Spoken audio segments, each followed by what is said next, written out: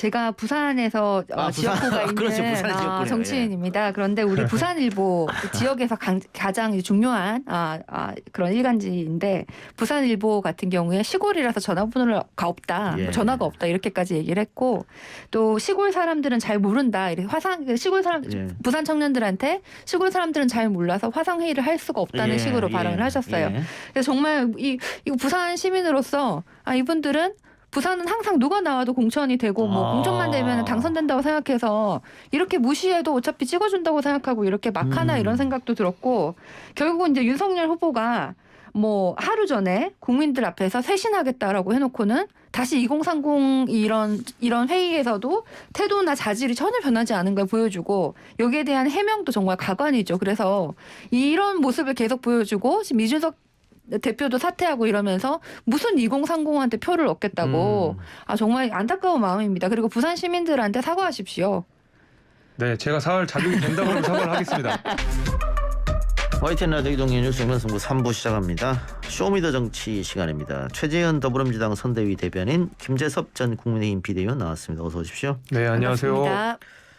자, 어제죠. 김종인 전 총괄 선대위원장이 사퇴를 했는데 우리 김재섭 비대위원이 김 전 위원장하고 사이가 가까우시니까 그 이후에 연락해 오셨나요? 아니요, 연락을 아직 못 드렸고 저 아니어도 아마 굉장히 많은 분들이 연락을 하실 것 같아서 아직은 못 드려봤는데 조만간에 한번 연락을 드려보고 한번 찾아뵐까 생각하고 있습니다.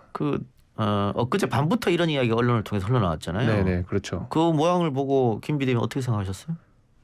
이거 뭐 약간 사실 이제 제가 지지난해요. 이제 벌써 지지난해 6월에 비대위가 뜨고 나서 6월 달에 비대위가 뜨고 나서 한 1년 정도를 굉장히 뭐 당내 개혁 작업들을 많이 했었고 이후에 한국 헌정사상 처음으로 30대 당대표가 선출이 돼가지고 국민의힘이 탄핵 이후로 보수 정당이 처음으로 민주당을 계속 지지율에 있어서 리드하는 모습들을 보여줬거든요. 그러니까 계속 보수 정당을 지지했던 저로서도 낯선 경험이고 그 안에 있었다는 게 좀 자랑스럽고 그랬었거든요. 근데 뭔가 그 신기루 같다는 생각이 좀 들었어요. 이게 뭔가 대선을 이제 60여일 앞두고 어떤 계속 파행을 겪고 그 안에 어떤 저희가 하려고 했었던 개혁 작업 같은 것들이 다 이런 분란, 갈등 내지는 뭐 대선 이런 걸 다 덮여버리는 것 같아가지고 그 가운데서 또 김정은 위원장이 사퇴를 하시고 이준석 대표는 또 사퇴 그 압박을 받고 있는 상황이기 때문에 약간 1년 반 동안 뭐 했나라는 생각이 좀 들더라고요. 그 가장 큰 발단은 김 전 위원장의 연기 발언이었다 이런 얘기가 많던데 네. 많은 전문가들이 그 발언은 실수가 아니냐 어떻게 보셨습니까? 그러니까 너무 좀 그게 의총에서 했던 발언이잖아요. 자칫 후보를 좀 폄하할 수 있는 뉘앙스로 들리긴 하지만은 사실 이제 참모들이 많이 쓰는 표현 아니겠습니까? 결국 그 총괄 선대위원장이라고 하는 사람은 무대 밑에서 그 연출을 담당해가지고 너는 저기가 뭐 너는 저쪽으로 가, 너는 카메라 담당해, 음향 담당해 해가지고 역할을 배분하는 사람이고 그 대통령 후보는 무대 위에 혼자 올라가서 말 그대로 무대를 이끄는 배우이자 연기자잖아요. 근데 그런 의미에서 아마 김정은 위원장은 연기라는 표현을 분명히 하셨을 거라고 생각이 돼요. 원래 참모들이 많이 쓰는 내용들이니까. 비공개 자리에서 하셔야지 그러면. 근데 그게 그래서 근데 이게 그 일반 사람들이 듣기에는 저희들이야 뭐 업계에 있는 사람들이니까 연기라는 표현이 그렇게 어색하지 않지만 이게 자칫 후보에 대한 폄훼가 될 수 있기 때문에 거기에 대한 그거 자체는 표현 자체는 적절하지 않았지만 뉘앙스 자체는 후보는 정말 연기에 충실한 사람, 나머지 조연들은 연출에 충실한 사람들 이렇게 알겠습니다. 저는 말씀하신 거라고 생각해요. 그 발언이 실수라도 이 뭐 선대위원장이 사퇴하고 당대표가 뭐 뭘 했어도 이렇게 당대표 사퇴하라라고까지 가는 것 자체가 국민의힘이 잠깐 아까 말씀하신 것처럼 잠깐 좀 변화처럼 보였지만 결국은 꼰대 정당이고 도로 새누리당으로 돌아갔다는 생각이 들고요. 저는 이준석 대표에 대해서 정말 안타까운 마음이 있습니다. 좀 이렇게 청년 정치인으로 당은 다르지만 성공하길 바랬는데 이번에 좀 어려움을 좀 힘들어도 좀 국민의힘의 근본적인 변화를 좀 추구하고 장기적으로 정당 혁신을 하는 그런 기회가 되기를 쉽진 않겠지만 사실 바라고 국민의힘은 후보 하나 잘못 뽑아가지고 지금 대선은 물론이고 당까지 망하게 생겼다 이런 생각이 듭니다. 네, 그건 아니고요. 자꾸 민주당에서 이준석을 응원해 주니까 자꾸 이준석 뿌락치라는 소리를 하는 겁니다. 아니 제가 이준석 대표라는 사람을 응원하는 것이 아니라 그 젊은 변화의 상징 뭐 어쨌든 간에 그런 것을 이제 우리 정치의 변화를 응원하는 것이죠. 사실 저도 굉장히 낯선 거예요. 그러니까 제가 오히려 선배들한테 물어봤거든요. 원래 대선이 이런 겁니까? 근데 물어봤는데 제 선배들도 사실 이런 대선은 처음이다. 이런 선거 자체가 처음이다라는 말들 많이 해가지고 어떻게 갈피를 잡아야 할지 모르는 게 제 생각인데 이준석 대표가 말하자면은 바깥에서 했던 얘기들을 쭉 지켜보면 겨우 선대위 개편해라, 슬림화해라, 겨우 그 얘기를 계속했던 거잖아요. 근데 그걸 내부에서 했었으면 더 좋았겠죠. 그게 잘 먹히고 정말 그 작용으로 그 효과로 인해서 선대위가 슬림해지고 좋아지고 했었으면 좋았을 거지만 그게 이제 뭐 방송에서 이야기되고 하다 보니까 안에 있는 의원들이 이거는 선거를 도와주는 게 아니다. 이거는 오히려 선거를 망치는 거다 해가지고 이제 의견 차이들이 이제 발생을 하는 건데 글쎄 오늘 지금 의총에서 사태와 관련된 여러 가지 이야기들 이준석 대표가 해명하고 또 길게 토론하자고 하고 있으니까 저는 좀 지켜봐야 될 것 같아요. 근데 민주당 같은 경우에도 선대위의 문제 이런 것이 저희가 선대위가 꾸려지고 한 달 안에 있었습니다. 그 얘기가 있고 바로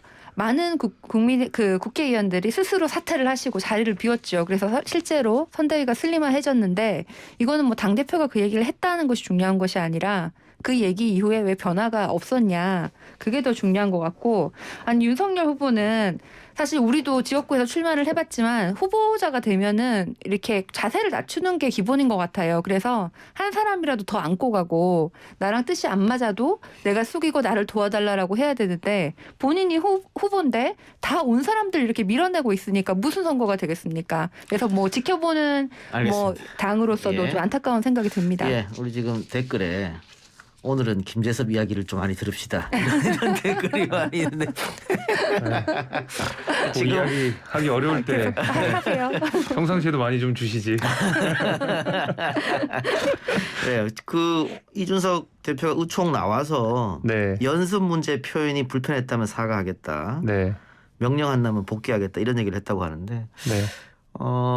연습 문제라는 표현도 사실은 후보가 듣기에 또 후보 주위 사람들 듣기에 상당히 좀 불편하고 오만하게 들릴 수 있죠. 물론이죠. 네. 뭐 사실은 다른 표현으로 뭐 승리를 위한 제안을 드렸다든가 그렇게 해서 아무 문제가 없었을 텐데. 그래서 이 대표도 나름 지금 선거 기간에 특히 이 대표 입에 지금 다 집중해 있잖아요. 이럴 때에서 좀 말을 좀 조심해야 될 것 같다 생각하는데 어쨌든 이 대표의 생각은 확고한 것 같아요. 나는 물러나지 않겠다. 네. 그런데 뭐 원내 인사들은 물러나야 된다. 그 생각이 또 확고한 것 같고 그러면 당 수습이 됩니까? 어떻게 해야 됩니까? 이게 사실 그러니까 저는 그 전제가 있으면 좋을 것 같아요. 이준석 대표가 본인이 사퇴를 하든 안 하든 일단 사퇴는 안 한다고 분명히 말은 했지만은 사퇴를 하든 안 하든 그게 의원들과의 토론을 통해서 본인 스스로가 이거 사퇴를 해야 되는 시점이구나 사퇴를 해야 되는 명분이 있구나라고 생각이 되면 본인도 사퇴를 하겠죠. 그래서 저는 무제한 토론하는 거 좋다고 봅니다. 그리고 실제로 누구에게 더 잘못이 있는지 그리고 어떤 문제가 있는지 공개 토론하는 것도 저는 좋은 방법이라고 봅니다. 그래서 이준석 대표가 의총에서 지금은 비공개로 진행이 되고 있지만 공개로 하자는 얘기를 했지 않습니까? 무제한으로 하자고. 저는 그런 접근으로 사실 끊임없는 토론밖에는 답이 없다고 할 수가 있는 것이 저희가 이 사퇴라고 하는 것이 당연상규상 불가능하거든요. 그렇죠. 네, 당원 소환제를 통해서 사실상의 탄핵을 할 수는 있겠지만은 그게 선거 2달 앞둔 상황에서 전당원 투표하고 당원 소환제하고 하는 것이 지금 물리적으로 불가능합니다. 그렇기 때문에 실제로 의원들이 할 수 있는 것은 원내에서 이준석 대표를 압박해가지고 사퇴 결의안, 사퇴 촉구 결의안 이런 거를 만들어서 이준석 대표를 여론으로 압박하는 방법은 있더라도 지금 그렇게 하고 있죠. 그렇게 하고 있는데 이준석은 멘탈이 갑 중에 갑이잖아요. 약간 이게 즐기는 것이 아닌가라는 생각이 들 정도로 저는 이 사람의 멘탈을 약간 연구 대상이다 생각이 드는데 여하튼 이준석은 그거에 아랑곳하지 않고 본인이 항상 하는 얘기가 그거지 않습니까? 내가 못할 말을 한 게 아니지 않느냐. 선대위 개편 얘기한 거고 당연히 해야 되는 얘기들을 한 건데 그걸 왜 말 못하게 하느냐라고 자기 확신이 뚜렷하기 때문에 어떤 확실한 납득이 될 만한 명분이 있지 않느나 이준석은 사퇴하지 않을 거고 물리적으로는 그것이 불가능합니다. 그리고 또 2030 청년을 포함해서 이준석 대표를 응원하는 사람들도 많잖아요. 있죠. 예, 네. 그렇기 때문에 국민의힘도 그렇게 함부로 이준석 대표를 나가라라고 하기는 굉장히 부담스러울 것 같고 그게 선거에도 아무런 도움이 되지 않을 것 근데 같습니다. 지금 나가라고 하고 있는데요, 뭐 현실적으로. 근데 이제 지금까지 워딩은 앞으로 또 같은 일이 반복되면은 뭐 사퇴 압박도 하겠다 뭐 이런 식으로 지금 당장 나가라라는 건 아니더라고요. 제가 이 방송 들어오기 전에 확인한 것은. 그래서 그런 식으로 어느 정도 타협점을 찾으려고 하지 않을까. 근데 이런 모든 상황이 지금 뭐 상대당에서 문제가 생겼다고 우리가 뭐 좋아할 일은 전혀 아니고 우리는 그냥 묵묵히 정책 얘기하고 우리가 할 일을 해야 되는 아주 조심스러워야 하는 시점이라고 생각합니다. 자, 그러면 지금 최지은 대변인 이야기처럼 다시 화합할 수 있을까? 아까 제가 윤희석 공보특보랑 인터뷰하면서 그 울산 때처럼 극적 화해 가능하냐니까 불가능하다고 탁 끊어버렸거든요. 김 비대위원 생각 어때요? 저도 그때처럼은 안 되겠죠. 그거는 사실 냉정하게 얘기해서 어렵죠. 울산만 해도 사실 여러 가지 불만들이 있었고 그 불만을 어쨌든 잘 이렇게 마무리를 했던 뭐 이렇게 회동으로 평가가 되는데 사실 그간에 더 많은 감정의 골이 깊어졌고 사실 이제 이준석 대표가 그때처럼 선대위로 다시 와서 업무를 한다 그래도 그렇게 유기적으로 움직일 수 있는 그런 상황은 아닐 겁니다. 아무리 정치인들이 뭐 서로 겉으로 잘 지내고 한다 하더라도 이미 감정의 골들이 깊게 있기 때문에 근데 저는 유일하게 이거를 굉장히 냉정하게 바라봤을 때 그러니까 정치적으로 바라봤을 때 이준석 대표도 타협점을 찾을 거라고 생각을 하는 것이 만약에 이번 대선에서 진다 그러면 이준석 대표가 과연 여기 책임론에서 자유로울 수가 있겠습니까? 그건 자유로울 수 없죠. 이준석 대표의 정치적 생명도 사실은 이 대선과 끝남과 동시에 굉장히 불투명해지는 것이거든요. 이준석 대표는 어떤 식으로든 대선 승리에 기여를 해야 되고 그 다음에 지지고 볶고 싸우든 뭘 하든 해야 사실 본인이 그 다음에 스텝을 노려볼 수가 있는 것이지 만약에 이 정도로 감정 골이 깊은 상태에서 3월 9일 대선에 갔다. 그 만약에 대선에 졌다라고 하면 이준석 대표도 그 다음에 정책 행보가 깜깜해요. 그렇기 때문에 그래서라도 저는 이준석 대표가 어떻게든 타협점을 찾을 거라고 생각을 합니다. 네, 이준석 대표 입장에서도 그동안 당대표였지만은 뭐 권한은커녕 논의도 같이 안 해주는 상황에서 당대표인데 만약에 대선을 졌다 그러면은 결국은 당대표가 책임을 져야 되는 그런 상황이잖아요. 그러니까 이거 좀 제대로 해보자. 나의 아이디어는 이런 데 좀 반영을 해달라. 이러면서 이 얘기가 지금 나온 것 같거든요. 그래서 사실 이 원인을 따져봤을 때는 결국은 후보의 문제지 이걸 당대표의 책임으로 오히려 책임을 면할 수 있지 않나 지금 이런 과정을 거치면서 가만히 아무것도 안 해도 어차피 선거가 지면은 책임을 져야 되는 상황인데 하려고 했던 것을 보여주면서 얼마나 후보가 무능한지가 더 드러나는 것 같습니다. 근데 지금 뭐 타협점 얘기를 두 분이 해줬으니까 어제인가요? SNS에서 이준석 대표가 환멸을 느낀다 이런 표현을 쓰면서 무운을 빈다 얘기했잖아요. 그러면 타협점으로 선대위 복귀는 안 해도 된다. 그러나 당신이 맡고 있는 당 대표로서의 당무만 잘 봐달라. 대신 방송에만 나가지 말아달라. 그 정도 타협점. 뭐 정치라는 게 원래 타협의 산물이니까 그런 거 불가능할까요? 근데 저는 그러니까 뭐 타협은 되겠지만 그 내용은 아닐 거라고 봐요. 왜냐하면 사실 방송에 나가지 말아주십시오 하는 거는 앞으로 말을 하지 말아주십시오라는 소리인데 그게 사실 납득되지는 않을 거예요. 국민들이 보시기에도 굉장히 웃길 수 있어요. 그래서 아니 그건 비공개로 해야죠. 비공개 회동으로. 그러니까 저는 그래서 아마 갑자기 그 타협의 결과로 이준석 대표가 두문불출하기 시작했다. 그것도 좀 이상할 것 같고요. 저는 오히려 더 약간 긍정적인 방향으로 약간 발산하는 방향으로 타협점을 찾아질 것 같아요. 오히려 이렇게 숨기고 감추고 나오지 않고 네거티브한 방식이 아니라 어떻게든 이준석 대표가 선거에 도움을 주는 포지티브한 방식으로 적극적인 방식으로 저는 이루어질 거라고 보고 있습니다. 자, 오늘 윤석열 후보가 청년 홀대 논란에 대해서 다시 한번 사과했는데 이게 어제 윤 후보가 참석한다고 고지를 하고 참석하지 않고 스피커로 휴대폰 스피커로만 참석했다가 지지자들이 발끈한 뭐 그것 때문에 아마 그런 것 같아요. 네. 그래서 박성중 의원이 뭐 사퇴 이런 얘기도 했습니다만 이후에 박성중 의원 발언이 뭐 시골 발언 또 뭐 이렇게 지방 청년 이렇게 또 왜 또 그런 말씀을 하셔가지고 더 시끄러졌어요? 제가 부산에서 지역구가 있는 그렇지, 부산 지역구네요. 정치인입니다. 그런데 우리 부산일보 지역에서 가장 중요한 그런 일간지인데 부산일보 같은 경우에 시골이라서 전화가 없다, 예. 전화가 없다 이렇게까지 얘기를 했고 또 시골 사람들은 잘 모른다. 이렇게 시골 사람 예. 부산 청년들한테 시골 사람들은 잘 몰라서 화상 회의를 할 수가 없다는 예, 식으로 발언을 예, 하셨어요. 예. 그래서 정말 이거 부산 시민으로서 이분들은 부산은 항상 누가 나와도 공천이 되고 뭐 공천만 되면 당선된다고 생각해서 이렇게 무시해도 어차피 찍어준다고 생각하고 이렇게 막 하나 이런 생각도 들었고 결국은 이제 윤석열 후보가 뭐 하루 전에 국민들 앞에서 쇄신하겠다라고 해놓고는 다시 2030 이런 회의에서도 태도나 자질이 전혀 변하지 않은 걸 보여주고 여기에 대한 해명도 정말 가관이죠. 그래서 이런 모습을 계속 보여주고 지금 이준석 대표도 사퇴하고 이러면서 무슨 2030한테 표를 얻겠다고 정말 안타까운 마음입니다. 그리고 부산 시민들한테 사과하십시오. 네, 제가 사과할 자격이 된다고 하면 사과를 하겠습니다. 얼마든지 제가 사과를 드릴 수가 있는데요. 박성중 의원 같은 경우에는 무조건 잘못한 거고 100번 잘못한 거고 발언도 부적절했고요. 애초에 후보가 온다는 것을 확정적으로 이 청년들한테 고지를 했다는 거. 뭐 실무자 책임이라고 하지만 그 정치인의 이야기가 아니죠. 실무자가 잘못했기 때문에 나는 책임이 없다. 이거는 정치인의 언어가 아닙니다. 그래서 저는 박성중 의원 무조건 잘못했다고 생각하고요. 윤석열 후보가 이 사실을 몰랐다고 하더라도 알았건 몰랐건 이건 잘못한 겁니다. 그 하필이면 선대위 해산한 날 그렇죠. 그리고 주요한 메시지가 2030에게 더 다가가겠다고 메시지를 냈었던 거라면 알았건 몰랐건 다 후보의 책임입니다. 그거는. 그래서 훨씬 더 예민하게 봐야 된다. 우리가 지금 20대 30대가 예를 들면 이준석 대표가 돌아온다. 20대 30대를 위한 좋은 정책들을 내놓는다 해서 20대 30대가 돌아오면 그렇게 산수적으로 되면 우리가 지금까지 왜 집권을 못했겠습니까?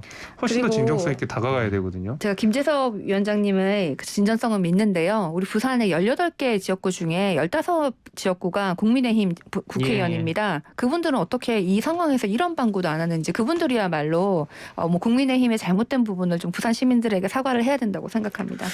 알겠습니다. 여당 얘기 잠깐 좀 해보죠. 민주당에서 3선 이상 동일 지역구 출마 금지 이런 공약 지금 검토한다 그러고 또 청년 공천과 관련한 혁신안 아마 공천할 때 청년을 뭐 몇 프로 이상 뭐 이런 내용이 담겨 있던 것 같은데 네.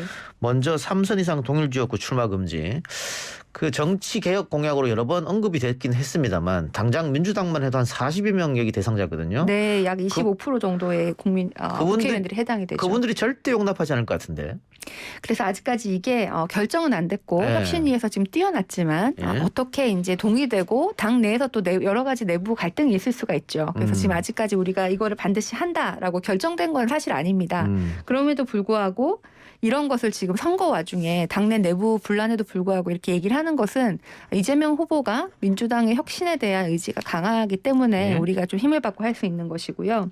사실 저도 개인적으로 3선 이상 되신 국회의원들 중에 훌륭한 분들이 많으세요. 예. 그분 보고 이제 그분들에게 정치를 그만하시라 이런 게 아니라 예. 한 지역구에서 3선 이상 하셨으면 이제 험지에 가셔도 되고 아니면은 뭐 광역단체장 뭐 이렇게 아니면 정부의 리더십 이런 여러 가지 뭐 당의 리더십 여러 가지 길이 있는데 한 지역구에서 한 3선 정도 하면은 어느 정도 기득권이 생기는 것 같아요. 예. 그래서 4선 때 얼마만큼 큰 변화를 일으킬 수 있는지도 잠깐 의문이 들고 오히려 이런 분들이 안 나오시면은 뭐 청년이라든지 신인들이 오히려 들어오면서 더 큰 경쟁, 변화 이런 것이 있기 때문에 이분들이 훌륭한 분들이지만 또 다른 길을 열어드리고 무조건 나오시지 말라는 것이 아니라 이건 저는 굉장히 긍정적이라고 생각하고 아마 그 해당되시는 국회의원들을 제외한 우리 국민들은 대다수 찬성하시지 않을까. 그래서 네. 이번에 이런 정당 개혁을 좀 했으면 좋겠다고 생각합니다. 알겠습니다. 자, 그럼 그 부분은 좀 지켜봐야 될 거고 그 다음에 청년에 관한 거 지금 보니까 39세 이하, 그러니까 만 39세 이하 우리 나이로 한 40세 이하가 되겠네요. 이하의 청년들에게 20% 공천을 해야 된다. 어떻게 보면 청년 공천 할당제 같은 건데 그 국민의힘에서 특히 하태경 의원, 이준석 대표가 뭐 여성 공천 할당에 대해서 굉장히 반발했잖아요. 같은 논리로 여성은 이게 성별이 여성이라고 할당해 준 게 말이 안 되면 젊다는 이유로 공천을 할당하는 것도 말이 안 되는 거 아닙니까? 어떻게 보세요?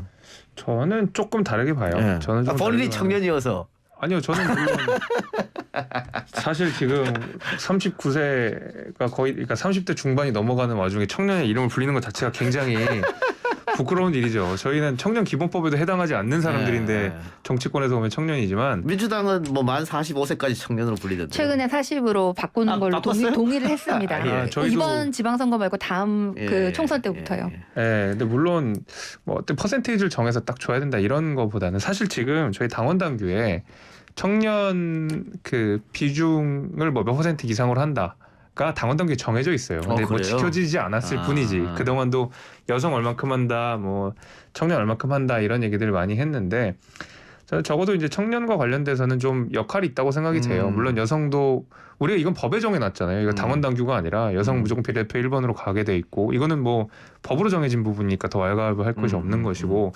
어느 정도 정책적 배려가 있었던 것이겠죠. 여성의 어떤 정치적 참여를 확대하는 어떤 큰 발판으로 하는 것이 또 그거였으니까 마찬가지로 정치권이 끊임없이 청년들에 대한 요구, 수요가 있잖아요. 왜냐하면 기성 정치인들에 대한 반감이 있는 것이고 우리도 정치적으로 훈련된 어떤 청년들을 보고 싶다. 갑자기 끌려와서 이상한 발언 SNS 캐져가지고 갑자기 또 사퇴하고 이런 거 말고 좀 젊었을 때 기회를 부여받고 차근차근 올라온 그런 정치인들을 보고 싶다라고 한다 그러면 최소한의 배려들은 있어야 될 것 같아요. 왜냐하면 진입 장벽이라고 하는 것이 청년들이라고 하면 인지도라든지 아니면 정치권에 들어올 만한 어떤 뭐 기회라든지 이런 것 자체가 너무 부족하잖아요. 뭐 그런 의미에서 알겠습니다. 그럼 이제 여성 공천, 여성 할당제에 대한 생각은 바꾸시나요? 저는 뭐 지금 몇 퍼센트제인지 모르겠는데요. 지금 있는 수준이라 그러면 저는 예. 납득할 수 있습니다. 그 부분은 다음에 우리가 정책 공약하면서 토론해 보기로 하고요. 댓글에 3선 이상 금지해야만 국민의 눈치를 본다 이런 댓글이 있었는데 혹시 오해하실까봐 3선하면 뭐 무조건 다른 데로 가라가 아니고 연임입니다. 세 번 한 연속했을 때. 지역구에서. 예. 그러니까 소위 말해서 한 번 당선되고 그 다음에 떨어졌다. 그러면 괜찮습니다. 또 그러니까 또 여기 나가시다가 험지 출마했다. 그래도 괜찮습니다. 박수 받으십니다. 그러니까 지역구를 바꾸면 그것도 상관없다 이 네. 말씀이잖아요. 예. 하여튼 뭐 민주당이 확정한 건 아니니까 좀 지켜보고요. 어제도 우리가 잠깐 얘기했습니다마는 탈모 건보 적용 공약 이게 뭐 상당한 박수를 받고 있는데 다만 어제부터 건강보험의 재정에 문제가 있는 거 아니냐. 만일 이걸 적용하게 되면 그런 우려를 표현한 분들이 많이 계시더라고요. 저는 재정의 의료 그 위험까지는 좀 과도하다. 왜냐하면은 우리가 소상공인 하면서 윤석열 후보가 50조, 뭐 김종인 전 위원장이 뭐 100조 이렇게 아무런 뭐 구체적 대안도 없이 얘기하셨던 분들이 이 탈모 건보 이 약 해봤자 얼마나 들겠습니까? 이걸 가지고 파퓰리즘이다 하는 거는 왜 그때는 아무 말씀 안 하셨지? 이런 생각이 들어서 좀 과도하고 사실 그 탈모 공약은 아직까지 어디까지가 적용되는지 뭐 기준 대상을 아직 우리가 발표한 게 아니거든요. 여기에 대해서 우리가 신중하게 해야죠. 무조건 하는 것보다는. 근데 다만 다른 나라에서도 뭐 질병으로 인한 탈모라든지 그 기준과 대상이 다를 뿐 일부는 적용이 되고 있다. 이런 부분에서 그런 면이 있고요.